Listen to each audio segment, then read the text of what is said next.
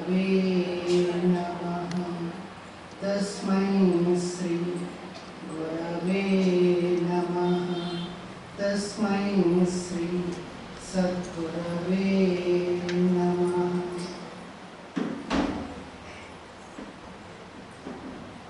ఎటువంటి తత్వమైన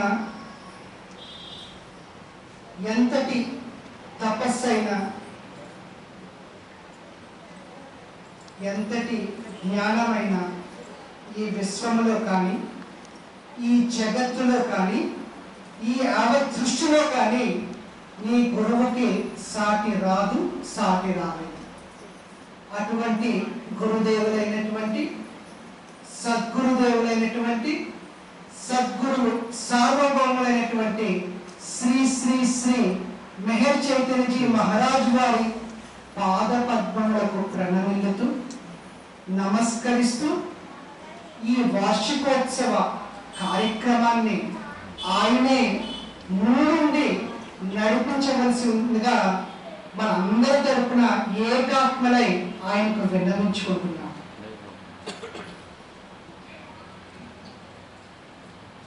అవతార్ మెహర్ బాబా ఆధ్యాత్మిక కేంద్రం పెద్దలో జరిగేటువంటి ఈ వార్షికోత్సవ శుభ సందర్భంగా ముందుగా వేదిక మీద ఆసీనులై ఉన్నటువంటి అవతార పురుషులైనటువంటి మెహర్ బాబా వారికి గురుమందిరంలో శక్తి చైతన్య స్వరూపులై కొలువై ఉన్నటువంటి మాతృశ్రీ మెహర్ గాయత్రి దేవి సమేత సమర్థ సద్గురు శ్రీ మెహర్ చైతన్యజీ మహారాజు వారికి, ఆచార్య పీఠ సభ్యులకు, భగవత్ ప్రేమ అన్వేషకులకు, సత్య ప్రేమ శోధకులకు మరియు మెహర్ బాబా స్వరూపులైనటువంటి మెహర్ బాబా ప్రేమికులందరికీ కూడా పేరు పేరున హృదయపూర్వక జై బాబా ప్రణామాలు తెలియజేసుకుంటున్నాం.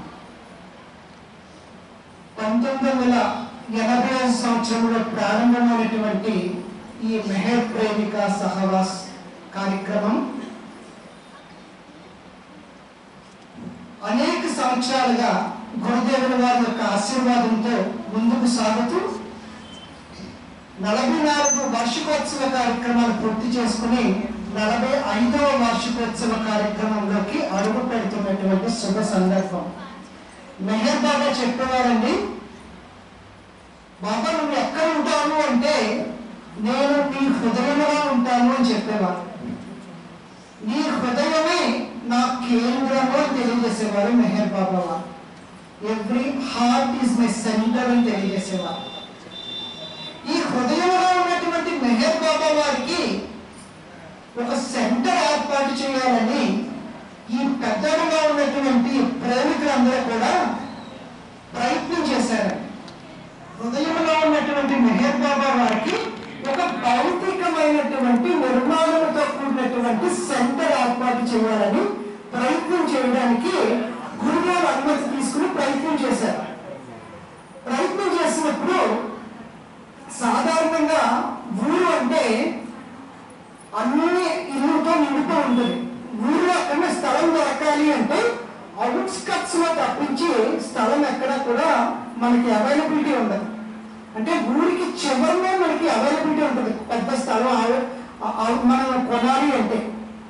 సో పెద్దగా ఉన్నటువంటి ప్రేమికులకి 2 స్థలాలు ఆలోచనకుల్లోకి వచ్చినాయంట. ఏంటంటే ఒకటి ఊరు అవుట్స్కట్స్ లో అటు సైడ్ పెద్దపూడి సైడ్ ఉన్నటువంటి ఒక స్థలం ఒకటి, ఇటు మాయవాడి దగ్గరికి ఉన్నటువంటి ఒక స్థలం ఒకటి.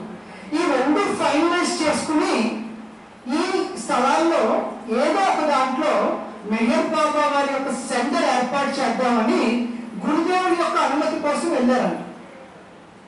గురుదేవుడి యొక్క అనుమతి కోసం వెళ్తే గురుదేవుడితో చెప్పారంట. ఏం చెప్పారంటే 2 స్థలాలు అనుకుంటున్నామని మెహర్ బాబా సెంటర్ ఏర్పాటు చేయడానికి. ఒకటి ఊరికి ఆ చివరన ఉంది, ఇంకోటి ఊరికి ఈ చివరన ఉంది అని చెప్పారంట.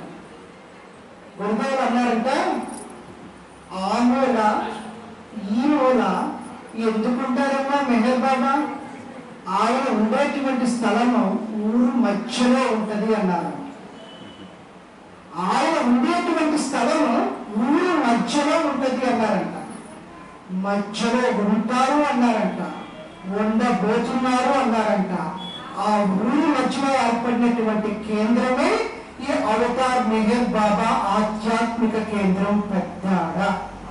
గురుదేవుని యొక్క దైవీ వాక్కుతో, ఆయన యొక్క దైవీ కృపతో, ఆయన యొక్క దివ్య అనుగ్రహంతో ప్రారంభించబడినటువంటి కేంద్రం.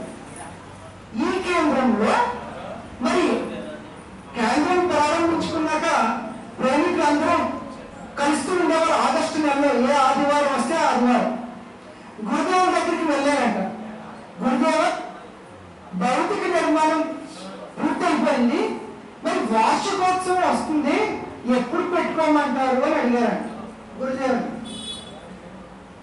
మేము సాధారణంగా ఆదివారం పెట్టుకుంటున్నాం గురుదేవ, అందరికీ సెలవు ఉంటుంది కాబట్టి మీరు మమ్మల్ని ఎప్పుడు పెట్టుకోమంటారు అంటే గురుదేవులు అన్నారంట, సెలవు ఉంటుందని పెట్టుకోవడం కాదు, ఆగస్టు 15వ రోజున పెట్టుకోండి, ఎందుకంటే అది స్వాతంత్ర దినోత్సవము అన్నారు.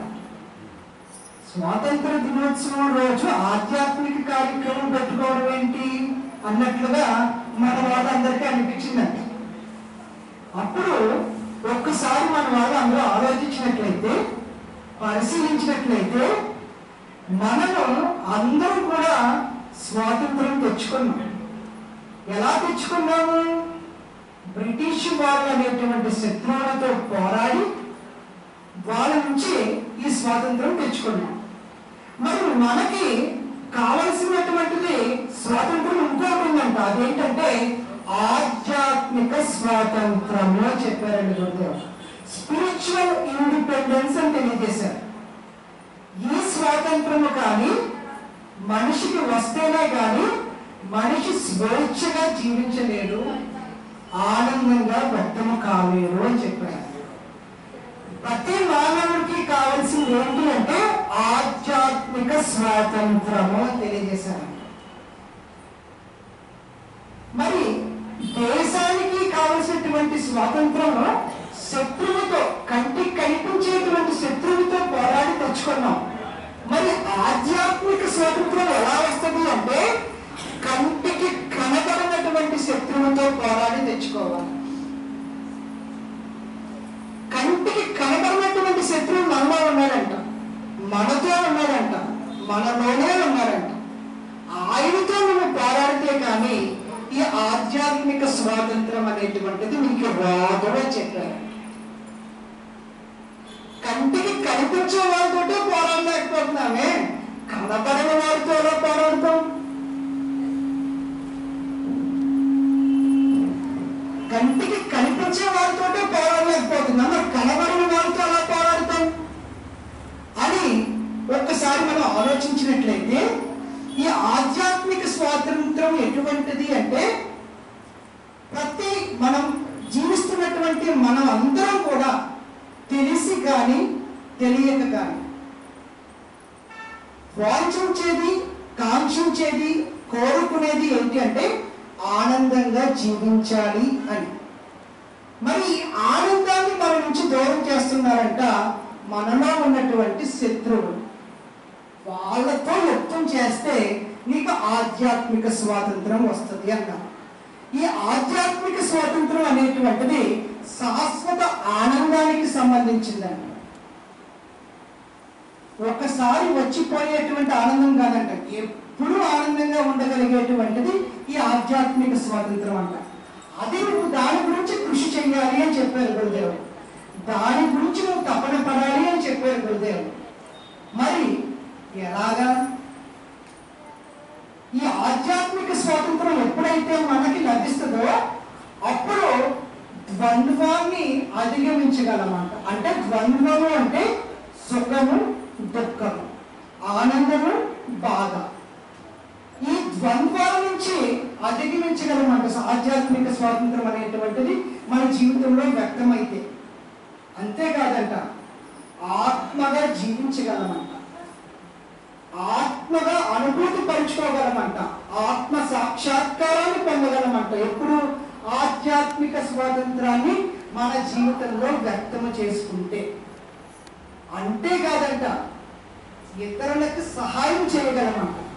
మనలో ఆనందాన్ని అనుభూతి పరుచుకుంటూ ఇతరుల్లో కూడా ఆనందాన్ని తేవగలిగేటువంటి సమర్థులమై జీవించగలిగేటువంటి స్థితి ఈ ఆధ్యాత్మిక స్వాతంత్రానికి ఉన్నది అని తెలియజేశారు.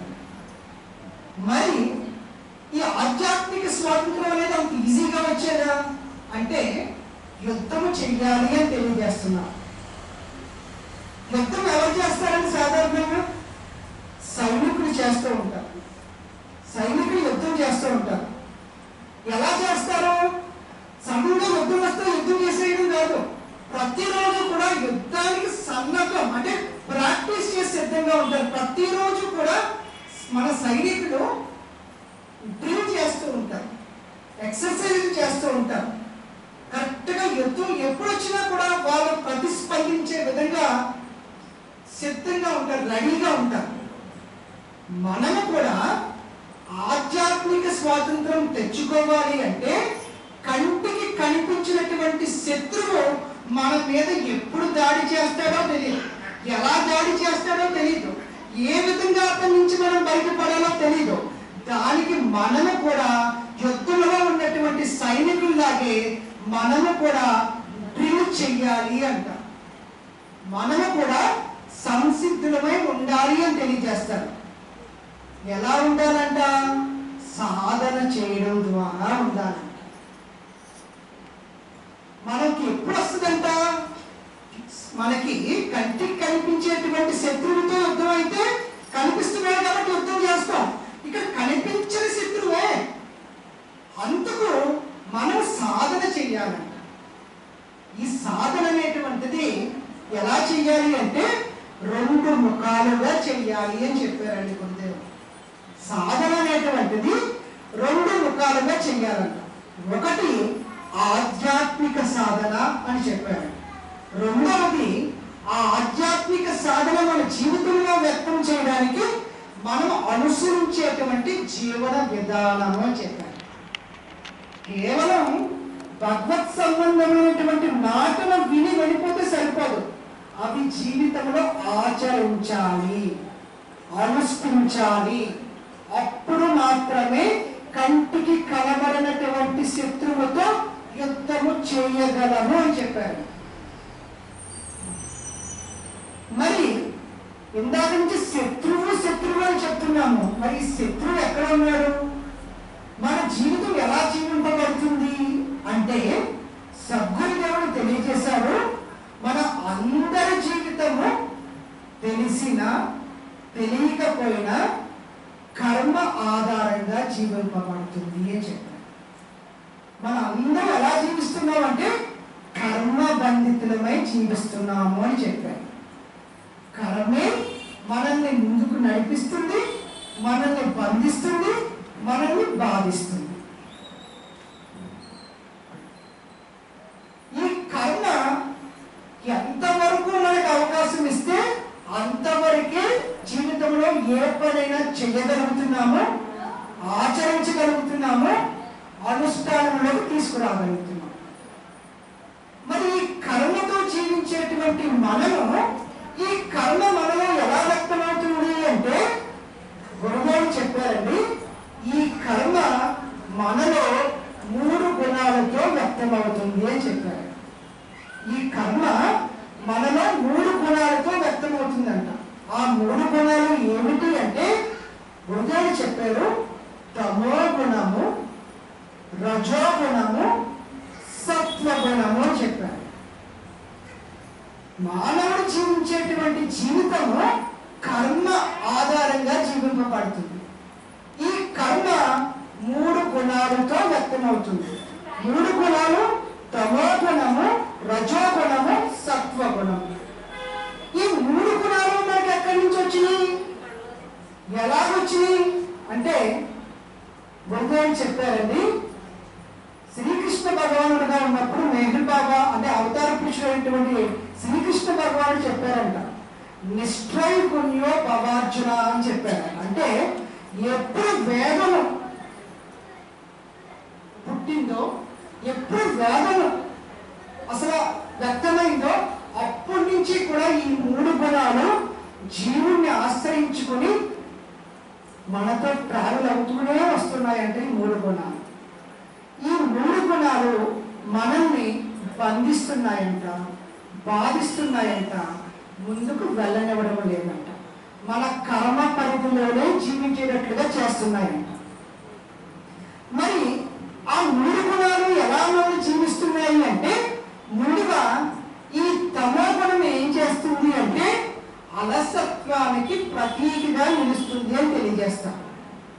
అలసత్వము అంటే బద్ధకము అని తెలియజేస్తాం. అంటే ఈ రోజు చేయాల్సినటువంటి పని రేపు చేద్దాం, రేపు చేయాల్సినటువంటి పని ఎల్లుండి చేద్దాం, ఎల్లుండి చేయాల్సిన పని ఇంక ఎలాగా రేపు చేయలేదు ఎల్లుండి చేయలేదు కాబట్టి మొత్తాన్ని మానేద్దాం. అంటే మన చేత ఏ పని చేయించనివ్వకుండా, ఎందుకు ముందుకు వెళ్ళనివ్వకుండా, అంతా భగవంతుడే చేస్తున్నాడు, భగవంతుడితో అనుభవం అని మనం అలా కూర్చుని వెళ్ళినట్లుగా సోమరితనాన్ని అలవాటు చేస్తుందంటే ఈ తమో గుణం అనేటువంటి. ఇదేం చేస్తుంది అంటే మనం చేయవలసినటువంటి పనుల్ని చేయనివ్వకుండా అడ్డు వేస్తూ ఉంటుంది. తమో గుణ ప్రధానుడై జీవిస్తున్నటువంటి మనము ఈ తమో గుణం అంటే ఏమిటో తెలుసుకుని తమో గుణం నుంచి బయటపడాలి అని చెప్పారండి గురుదేవుడు. ఎలా బయటపడతాం అంటే గురుదేవుడు ఇచ్చినటువంటి ఉపాయం ఏమిటి అంటే గురువునికి విధేయత చూపించడం ద్వారా ఈ తమో గుణం నుంచి బయటపడగలము అని చెప్పారు. గురువుకి విధేయత చూపించడం ద్వారా ఈ తమో గుణం నుంచి బయటపడగలము అని చెప్పారంటే, నీ గురువు నిన్ను ధ్యానం చేయమన్నారు అనుకోండి, నువ్వు నీకు ధ్యానం వచ్చినా రాకపోయినా గురువు చెప్పారు కాబట్టి కళ్ళు మూసుకుని ఆ సమయంలో కూర్చోవడమే. ధ్యానము సాగిందా సాగలేదా అనేటువంటిది నీకు అవసరం లేదు అని చెప్పారు. అంటే నువ్వు గురువు చెప్పింది తూచా తప్పకుండా జీవితంలో ఆచరించడానికి ప్రయత్నం చేసినప్పుడు, విధేయత చూపించినప్పుడు ఈ తమో గుణము నుంచి విడుదల అవ్వగలము అని చెప్పారు. ఆ విధంగా తమో గుణము నుంచి మనం బయటపడగలమంట. మరి ఇంకో గుణం ఉందంట, ఏమిటి అంటే రజోగుణము అని చెప్పారు. ఈ రజోగుణం ఏం చేస్తుంది అంటే ఏమి చెయ్యదు అని అడుగుతూ ఉంటారు, అన్ని ఇదే చేసేస్తూ ఉంటది. ఏం చేస్తుంది అంటే ప్రేరణ చేసేస్తూ ఉంటుందంట, ప్రతి విషయానికి ప్రేరణ చేసేస్తూ ఉంటుందంట. అంటే మనం ఎవరైనా ఇక్కడ మాట్లాడుతూ ఉంటే వెంటనే ఆ ఇద్దరు మాటలోకి మనం దూరేస్తూ ఉంటాం. వాళ్ళు ఏం మాట్లాడుతున్నారు, దేని గురించి మాట్లాడుతున్నారు అనేటువంటి విచక్షణ కూడా ఉండకుండా వెంటనే మనకు కూడా తెలుసు అనేటట్లుగా ముందుకు వెళ్ళిపోతూ ఉంటాం. తమో గుణం ఏం చేస్తుంది అంటే అవసరం లేని అన్నిటిలోకి మనం తలదూర్చేటట్లుగా చేస్తూ ఉంటుంది. ప్రతి విషయము మనకే కావాలనేటట్లుగా ముందుకి తీసుకువెళ్ళిపోతూ ఉంటుందంట. ప్రతి దాంట్లోనే వేరు పెట్టేస్తూ ఉంటుందంట.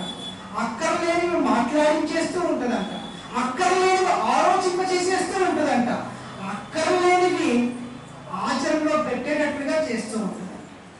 దీనివల్ల ఏమి జరుగుతుంది అంటే గురుదేవుడు చెప్పారండి, నీ శక్తి వృధా అయిపోతుంది అని చెప్పారు. ఏ శక్తి అంట? ఆత్మశక్తి అని చెప్పారు.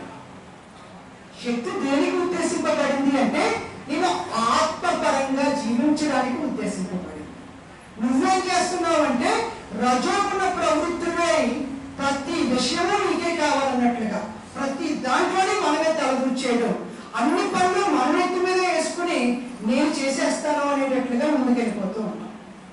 గురుదేవులు చెప్పారండి, ఏ పని ఎంతవరకు చెయ్యాలో, ఎంతవరకు అవసరమో తెలుసుకుని ఒక తక్కెడ పెట్టుకుని ఆ యొక్క బరువును చూస్తే సమంగా ఉండాలంట. అంత కరెక్ట్గా జీవించడానికి ప్రయత్నం చేయాలంట.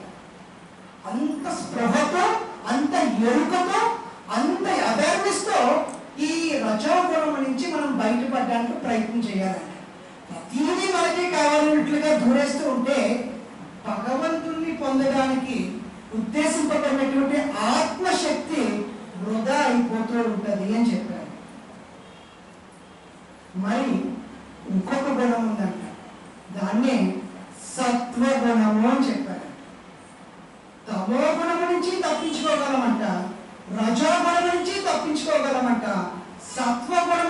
మాత్రం అది అలవాటు అయితే అంత తేలిగ్గా మాత్రం తప్పించుకోలేమాట. ఎందుకంటే ఈ సత్వగుణం ఏం చేస్తుంది అంటే మనం పర్ఫెక్ట్ గానే చేసినప్పటికీ నా అంత పర్ఫెక్ట్ గా ఎవరూ చేయలేరు, నా అంత పర్ఫెక్ట్ గా ఎవరు మాట్లాడలేరు, నా అంత చక్కగా ఎవరు వ్యక్తం చేయలేరు అనేటువంటి అహంకారాన్ని మనలో ప్రేరణకి గురి చేసి జీవింపజేస్తుందంట.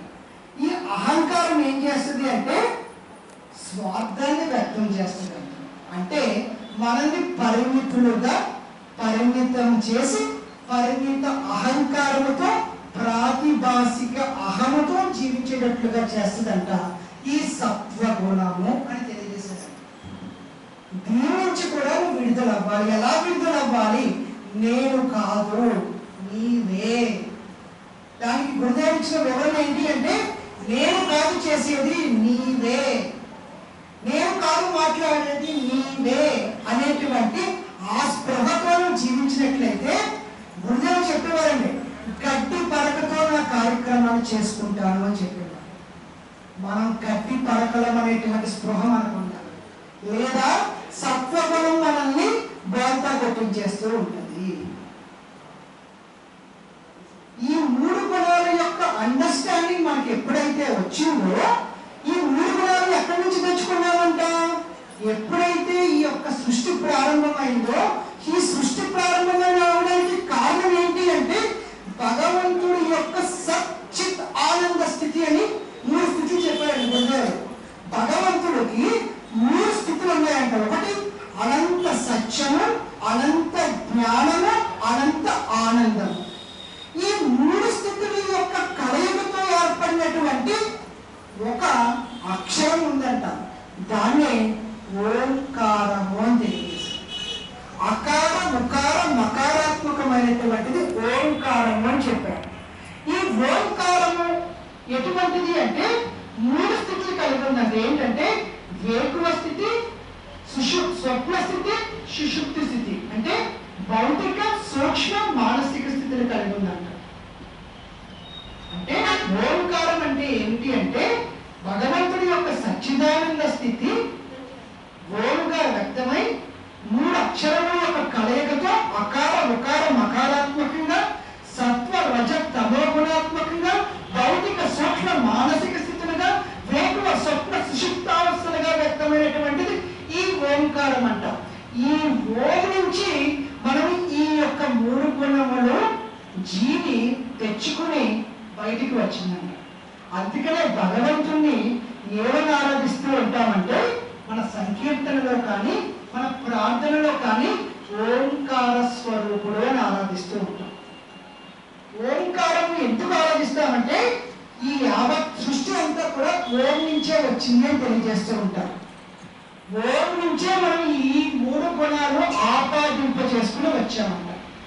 ఓం యొక్క బాహ్య స్థితే సృష్టి ప్రకృతి అని తెలియజేస్తూ ఉంటారు. ఓం యొక్క బాహ్య స్థితే ఈ శరీరము తెలియజేస్తూ ఉంటారంట. ఈ శరీరం ఎలా వ్యక్తమవుతుంది అంటే 3 గుణాలతో వ్యక్తమవుతుంది. సత్వగుణము, రజోగుణము, తమో గుణము. ఎక్కడి నుంచి తెచ్చుకున్నాం? ఓం నుంచి తెచ్చుకున్నాం. ఇది ఎలా వ్యక్తమవుతుంది అంటే ఈ యొక్క బాహ్యమైనటువంటి శరీరాకృతి ద్వారా ఈ యొక్క 3 గుణాలు ఎలా వ్యక్తమవుతుందంటే సృష్టిలో వ్యక్తమవుతున్నాయి, ప్రకృతిలో వ్యక్తమవుతున్నాయి. ఎలా వ్యక్తమవుతున్నాయి అంటే శక్తి యొక్క సహాయంతో వ్యక్తమవుతున్నాయి అని చెప్పారు. శక్తి యొక్క సహాయంతో ఈ 3 గుణాలు వ్యక్తమవుతున్నాయంట.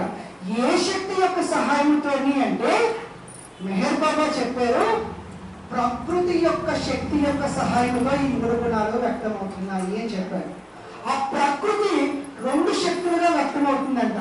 ఒకటి ఆవరణ శక్తి, రెండవది విక్షేపణ శక్తి అని.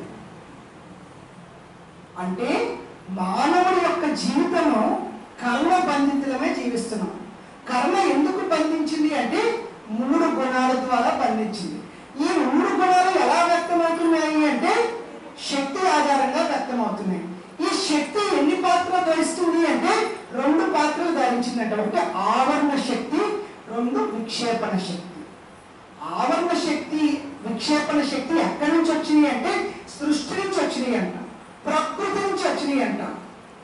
ఈ సృష్టిని ప్రకృతిని ఏమన్నారు అంటే అనుభవజ్ఞుడు మాయా అని తెలియజేశారు. దీన్నే మాయా శక్తి అని కూడా అంటారు. అంటే మన జీవితం ఎలా జీవింపబడుతుంది అంటే మాయలో జీవింపబడుతుంది, మాయా శక్తితో జీవింపబడుతుంది. ఈ మాయ గురించి నిర్వచిస్తూ మన యొక్క పండితులు కానీ మన యొక్క అనుభవజ్ఞులు కానీ ఏం చెప్పారంటే ఏది లేదో అది మాయా అని చెప్పారు. మెహర్ బాబా చెప్పారండి, ఏది లేదో అది కాదు మాయా. మాయ అంటే ఏది లేదో అది కాదు మాయా. యా మాస మాయా అంటారంటే ఏది లేదో అది మాయా అంటారు. మెహర్ బాబా అలా చెప్పలేదండి. ఏం చెప్పారంటే ఏది ఉందో అది లేనట్లుగా నేను జీవింపజేస్తుంది చూడు, అది మాయా అంటారు. మెహర్ బాబా ఏం చెప్పారంటే ఏది ఉందో అది లేనట్లుగా నేను జీవింపజేస్తుంది చూడండి, అది మాయా అని చెప్పారు. ఎలా జీవింపజేస్తుందంట? రెండు శక్తులుగా జీవింపజేస్తుందంట మాయా శక్తి. అది ఆవరణ శక్తి, విక్షేపణ శక్తి అని చెప్పారు. ఆవరణ శక్తి అంటే ఏమిటి అంటే ఉన్న భగవంతుణ్ణి కనిపించినవ్వకుండా. సృష్టి కనిపిస్తుంది, భగవంతుడు కనిపించడం. విక్షేపణ శక్తి అంటే ఏంటి అంటే ఈ కనిపించినటువంటి భగవంతుడు ఎలా కనిపించడం చేస్తుంది ఆవరణ శక్తి. విక్షేపణ శక్తి ఏం చేస్తుందంటే నీ కర్మానుగుణమైనటువంటి వస్తువుని, విషయ వాసనని క్రియేట్ చేసి నీ చేత జీవింపజేస్తుందంటే విక్షేపణ శక్తి. దీనికి సులువైనటువంటి ఉదాహరణ ఏమి ఇచ్చారు అంటే చీకటిలో ఉన్నప్పుడు మనం తాడు చూసి పాముగా భయపడుతూ ఉంటాం. చీకటిలో ఉన్నప్పుడు ఒక తాడుని చూసి అది పాము అనుకుని భయపడుతూ ఉంటాం. అక్కడ ఉన్నది ఏమిటండి? తాడు. మరి పాముగా భయపడుతున్నాము అంటే ఆవరణ శక్తి ఏం చేస్తుంది అంటే తాడుని కప్పేస్తుంది. తాడు కనపడనివ్వట్లేదు మనకి, దాన్ని ఆవరణ శక్తి అన్నారు. ఎలా కనిపిస్తుంది మనకి? పాముగా కనిపిస్తుంది. పాముగా కనిపించేటువంటి సంస్కారము, విషయ వాసన విక్షేపణ శక్తి క్రియేట్ చేస్తుంది. అంటే భగవంతుడి యొక్క మాయాశక్తి రెండు విధాలుగా వ్యక్తమవుతుందంట, ఆవరణ శక్తిగా, విక్షేపణ శక్తిగా. ఒకటి కప్పేస్తుంది, ఇంకోటి సంస్కారానుగుణంగా, కర్మానుగుణంగా అది వ్యక్తం చేస్తుందంట. ఇదంట మన సమస్య. ఆధ్యాత్మిక స్వాతంత్రం గురించి మాట్లాడుకున్నాం కదా. మనలో ఉన్న శత్రువులు ఎవరు అంటే ఇప్పుడు బయటకు వచ్చినాయి 3 గుణాలు: సత్వగుణం, రజోగుణం, తమోగుణం. 2 శక్తులు, ఆవరణ శక్తి, విక్షేపణ శక్తి. వీళ్ళతో యుద్ధం చేయాలంట. ఇక్కడికి వచ్చాం మనం, వీళ్ళతో యుద్ధం చేయాలంట. దీనికి సాధన అవసరము అని చెప్తూ ఉంటారు గురుదేవుడు. ఎలా అవసరము అంటే సాధన ఎందుకు చేస్తున్నామో తెలుసుకోవాలి. ఇప్పుడు తెలుసుకున్నాం ఎందుకు చేస్తున్నాం అంటే ఈ 2 శక్తులు మనల్ని ఉన్నది లేనట్లుగా, లేనిది ఉన్నట్లుగా జీవింపజేస్తున్నాయి. 3 గుణాలు ప్రేరణ చేస్తున్నాయి. ఎక్కడి నుంచి మనం బయటకు వచ్చాం. ఇక్కడి నుంచి బయటకు వచ్చిన మనం సాధన చేయాలంటే ఎలా చేయాలి అంటే గురుదేవులు ఇచ్చినటువంటి వివరణ ఏమిటి అంటే నీవు ఏకాగ్రతతో ఓం యొక్క స్మరణ చేయండి అని తెలియజేస్తూ ఉంటాం. భూమధ్య మందు ఓంని నిలుపుకుని ధారణ చేయండి అని తెలియజేస్తూ ఉంటాం. ఎందుకంటే ఈ సృష్టి అంతా ఎక్కడి నుంచి వచ్చింది అంటే ఓం నుంచే వచ్చింది అంటారు. మనము ఎవరినైనా చూస్తున్నామన్నా, ఎవరినైనా తెలుసుకుంటున్నామన్నా, ఏ విషయాలను తెలుసుకుంటున్నామంటే ఎలా అనుకుంటున్నామంటే ఈ కళ్ళు ద్వారా చూస్తున్నామని అనుకుంటూ ఉంటాం. కానీ మన యొక్క దృష్టి అంతా కూడా ఇక్కడ కేంద్రీకృతమై ఉంటుందంట. ఈ కేంద్రీకృతమైనటువంటి ఈ స్థానాన్ని ఏమన్నారు అంటే భూమధ్య స్థానము అని తెలియజేశారు. భూమధ్య స్థానము అని తెలియజేశారు. అంటే ఏమిటి అంటే పాయింట్ ఆఫ్ పర్సెప్షన్ అని తెలియజేశారండి ఇంగ్లీష్లో. అంటే మనం ఏది చూసినా, ఏది అవగాహన పరుచుకున్నా ఇక్కడి నుంచే చూస్తామంటే ఇక్కడి నుంచే అవగాహన పరుచుకుంటామంట. అందుకు ఇది చాలా పవిత్రమైనటువంటి స్థానము అని తెలియజేస్తూ ఉంటారు. ఆడవాళ్ళందరూ బొట్టు ఎక్కడ పెట్టుకుంటారండి? 2 కనుబొమ్మల మధ్యలో ఇక్కడ పెట్టుకుంటూ ఉంటారు. ఎందుకు మగవాళ్ళు కూడా ఇక్కడ బొట్టు పెట్టుకుంటారు అంటే ఇది చాలా పవిత్రమైనటువంటి స్థానం అంట. దీన్ని మనము ఉపయోగించుకోవాలంట సాధనకి. ఇక్కడ మనము ఓంకారాన్ని నిలుపుకుని చేయాలంట. ఎప్పుడైతే మనం ఓంకారంతో అవతార పురుషుడు యొక్క నామాన్ని స్మరిస్తూ సాధన చేయడానికి మనము ప్రాక్టీస్ చేస్తామో అప్పుడు మనకి సహాయం అందుతుంది. ఎటువంటి సహాయం అందుతుంది అంటే ఈ ఓంకారం యొక్క వైబ్రేషన్స్ కి ఈ ఓం నుంచి సృష్టి అంతా వ్యక్తమైంది, ఈ మాయాశక్తి అంతా వ్యక్తమైంది. ఈ ఓంకారం యొక్క వైబ్రేషన్స్ కి ఈ విక్షేపణ శక్తి ఏదైతే ఉందో ఈ సంస్కారానికి శక్తినిచ్చి కర్మానుగుణంగా జీవింపజేసేటువంటి విక్షేపణ శక్తి ఏదైతే ఉందో అక్కడ ఈ ఓంకారం యొక్క వైబ్రేషన్స్ కి ఆ విక్షేపణ శక్తి రహితం అయిపోతుంది అని చెప్పాడు. అంటే విషయ వాసన అనేటువంటిది నశిస్తుంది అని తెలియజేశారు. మనం అందరూ ఎలా జీవిస్తున్నామంటే కర్మతో, కర్మ వాసనలతో జీవిస్తున్నాం. ఈ కర్మ వాసన అనేటువంటిది ఓంకారం యొక్క వైబ్రేషన్ కి నశించిపోతుంది అని చెప్పారు, క్లీన్ అయిపోతుంది అని చెప్పారు. దాని యొక్క పొటెన్సీ లేనిదైపోతుంది అని చెప్పారు. ఎప్పుడైతే ఆ విషయ వాసన అక్కడ వ్యక్తం కాలేదో, అక్కడ ఆ విషయ వాసన ఎప్పుడైతే అక్కడ వ్యక్తం కాలేదో అప్పుడు నీ యొక్క జీవితము మారుతుంది అని చెప్పారు. అప్పుడు దాకా మనం మారమంట, మాయతోటే గుణాలతోటే జీవిస్తూ ఉంటాము. నా జీవితం ఎలా మారుతుంది అంటే అప్పుడు చెప్పారు. ఏం చెప్పారంటే యోగము జరుగుతుంది అని చెప్పారు. ఎప్పుడైతే మనం ఈ ఓంకార స్మరణని నిలుపుకుని చేస్తామో ఈ విక్షేపణ శక్తి దాని యొక్క పొటెన్సీని కోల్పోతుందో అప్పుడు నీలో యజ్ఞం జరుగుద్దంట. ఆ యజ్ఞాన్ని జ్ఞాన యజ్ఞము అని తెలియజేశారు. జ్ఞాన యజ్ఞము ద్వారా ఈ కర్మ అవతార పురుషుడైనటువంటి మెహర్ బాబా రహితపరుస్తారు అని చెప్పారు. అందుకు మనం అందరూ సాధన చెయ్యాలి అని చెప్పారు. సాధన ఎందుకు చెయ్యాలి అంటే కర్మతో జీవించేటువంటి మనము కర్మని రహితపరుచుకోవడం కోసం చేయాలి. ఎలా చెయ్యాలి అంటే ఎందుకు ఇవన్నీ నాతో ఈ విధంగా జీవింపచేస్తున్నాయి అనేది తెలుసుకుని అవగాహనతో మనం చెయ్యాలి. అప్పుడు మనలో జ్ఞాన యజ్ఞము అని జరుగుతుందంట. అప్పుడు ఎప్పుడైతే జ్ఞాన యజ్ఞము అనేటువంటిది మనలో జరిగిందో అప్పుడు మనం మారుతామంట, మన స్వభావాలు మారుతాయంట, స్వభావ స్వరూపాలు మారుతాయంట. అప్పుడు లభిస్తుందంట ఏంటి? స్వాతంత్రము, ఆధ్యాత్మిక స్వాతంత్రము. అప్పుడు వస్తుందంట ఆనందం అంటే ఏమిటో, జ్ఞానం అంటే ఏమిటో, భగవంతుడు అంటే ఏమిటో, ఆత్మ అంటే ఏమిటో, ఆత్మ సాక్షాత్కారం అంటే ఏమిటో అప్పుడు తెలియబడుతుందంట మనకి.